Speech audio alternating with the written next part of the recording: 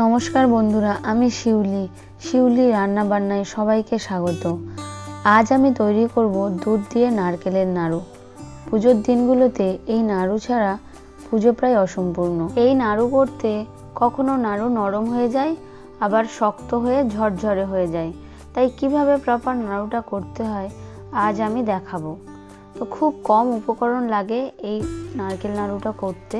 প্রথমে মাঝারি সাইজের একটা নারকেল কুড়ে নিয়েছি, বড় কাপের 1 কাপ দুধ নিয়েছি, 200 চিনি আর 4-5টা এলাচ ফাটিয়ে নিয়েছি। এবার প্রথমে কড়াইতে দুধটা দিয়ে দেব, এরপর এলাচগুলি দিয়ে দেব।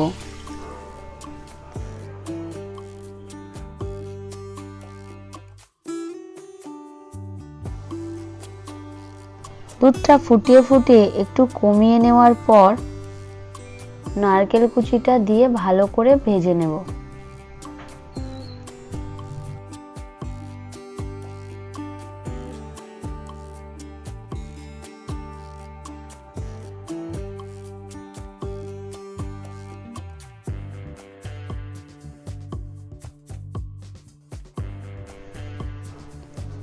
দুধটা যখন নারকেলের সঙ্গে মিশে যাবে তখন চিনিটা দিয়ে দেব।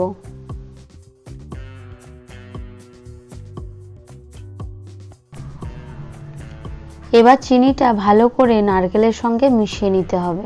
কন্টিনিউ নাড়তে থাকতে হবে, নয়তো তলাতে লেগে যেতে পারে। দেখতে পাচ্ছেন চিনিটা গলে গেছে। এবার নাড়তে নাড়তে রসটাকে শুকিয়ে নেব। এরপর নারকেল ও চিনিটা একসঙ্গে ভালো করে ভাজবো, যতক্ষণ না একটা সোনালি সুন্দর কালার আসে। ভালো করে ভাজাটা হয়ে গেছে, দেখুন কি সুন্দর একটা কালার এসেছে। চিনির রসটাও একদম শুকিয়ে গেছে। এবার একটা পাত্রে নামিয়ে নেব।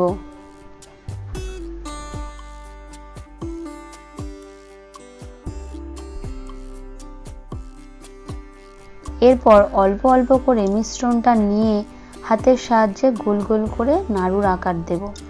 তবে একদম ঠান্ডা করে শেপটা দেব না, তখন নাড়ুটা ঝরঝরে হয়ে যাবে। গরম থাকতে থাকতে নাড়ুগুলো করে নিতে হবে।